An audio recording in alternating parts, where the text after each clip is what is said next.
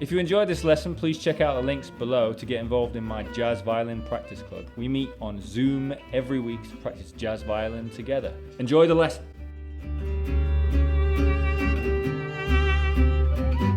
Hi there, this is Matt Holborn and I'm here to give you the second part of my video series all about how to play over the changes of All of Me. Now, we've got two more things that we need to do to really get the chord sequence down in our head and under our fingers, as we did in the earlier lesson, trying to play those chords like a bassist, or sort of like a bassist. We're playing the chord tones and we're trying to make sure that we can link each chord up in a musical way. So the next thing that we want to do is that first half that we've already looked at. You might remember that when we saw that D minor to G7 in the last sort of 2 bars of that first half, I took that D minor away and just played a G7. Now, I think that's a really important thing to be able to do when you're thinking about improvising, and also when you're thinking about how a tune is put together. As I've said before, I think it's really important that when we see a 2-5 sequence, like the D minor 7 to G7, we can look at that like it's just a long G7. Now, you don't have to always think like that, but it's just a way of simplifying chord changes when you're playing over them. So that's why we're doing that. But what I would like to do now is to add that D minor 7 back in.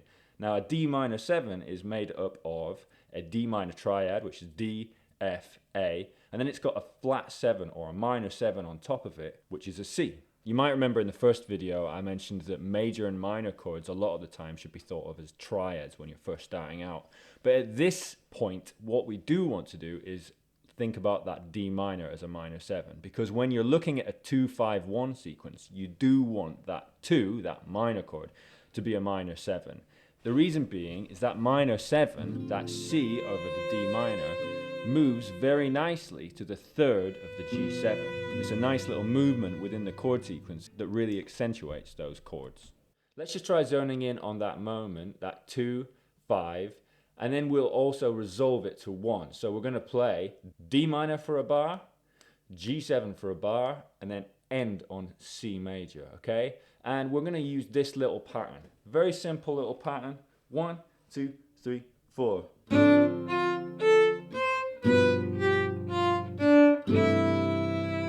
Again, 2, 3, 4.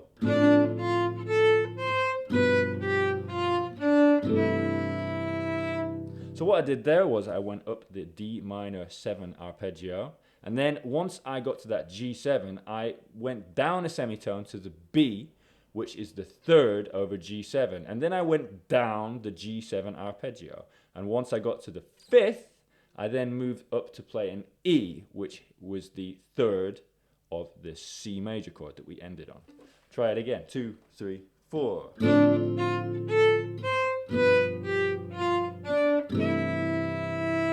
What we're going to do now is we're going to play through the whole of the first half of All of Me, adding in that little pattern, that exact same pattern that I showed you just a minute ago. So you're going to do your own thing over the whole of the A section, but once you get to that D minor to G7, you're going to play that pattern, that.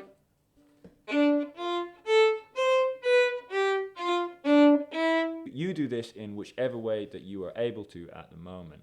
If you are only able to play the root notes, then just do that. If you're only able to play the roots and the thirds and the fifths, then just do that. If you're able to walk through like a bassist, changing note every beat, then do that along with me. And hopefully it'll actually sound quite good and harmonious with what I'm playing. But I really want you to play that same pattern that I'm playing over the D minor to G7 at the end. So let's do it. 1, 2, 3, 4.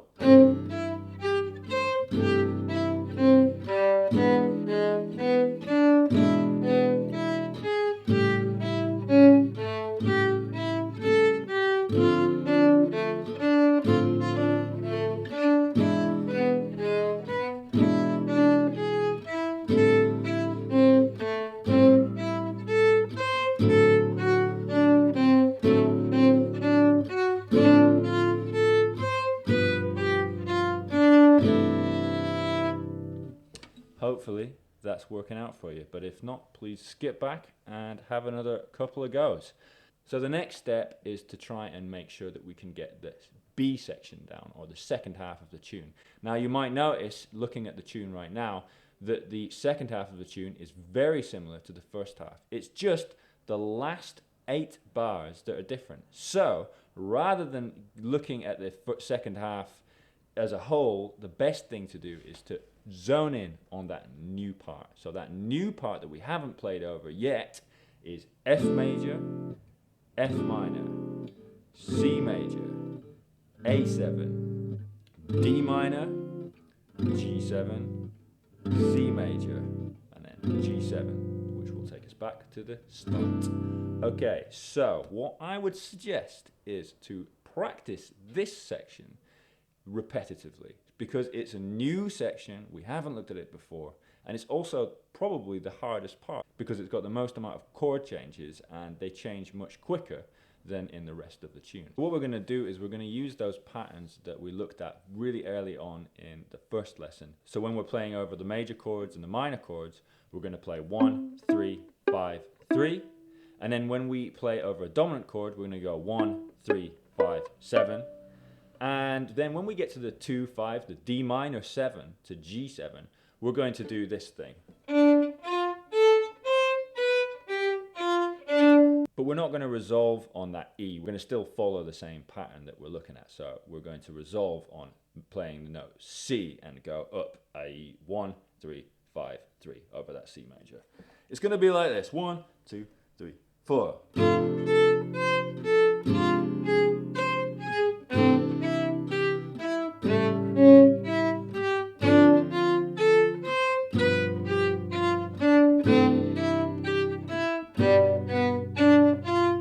So now that we've got that, I'd say it's important for us to loop that section a couple of times. If I was to be practicing this myself for the first time, I would look at that section, I would work out what I was going to play, and I would loop that a bunch of times until it's really under my fingers and in my head. Because that is a new section and it's the most difficult section. So let's loop that, we'll play it twice. 1, 2, 3, 4.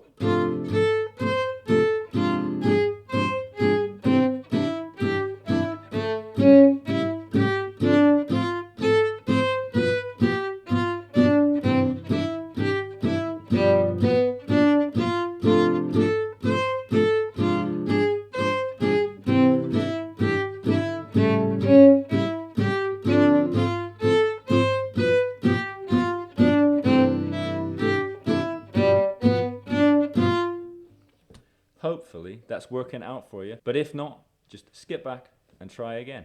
What we're going to try and do now is to play through the changes of the whole of the B section. I'm just going to walk it through in my own way until we get to that last 8 bars, and then I'm going to play that thing that we've just done. And I think you should try and do the same. 1, 2, 1, 2, 3, 4.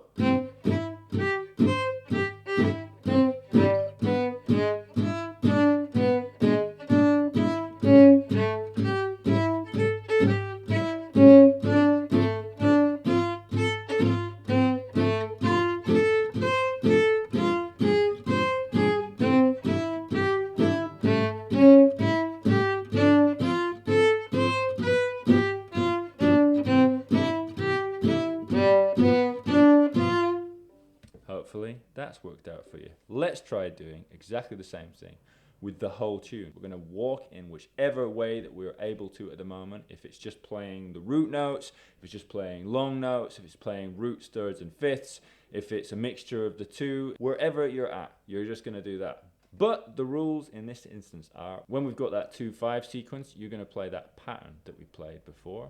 And when we get to that last 8 bars, you're going to play the other pattern that we've just been working on. Okay? Like this. 1, 2, 3, 4.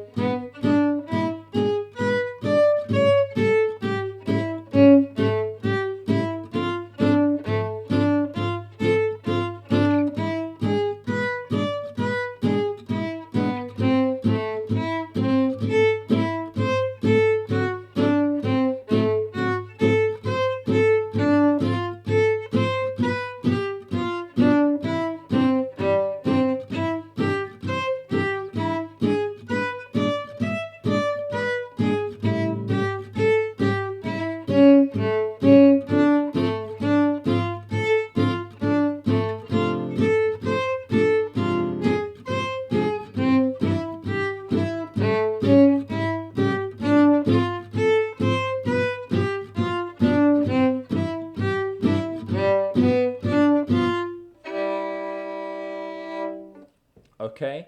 Hopefully this has helped you out. It's not going to happen straight away. It might take a while for you to feel a little bit more fluent with it all if this is something new to you. But just keep at it and try it and enjoy it and try it and make music. The next session is going to be a lot more about scales and melodies and how to create our own solos over the top of these changes. Hopefully this has helped you. Thank you very much for checking this out. Goodbye.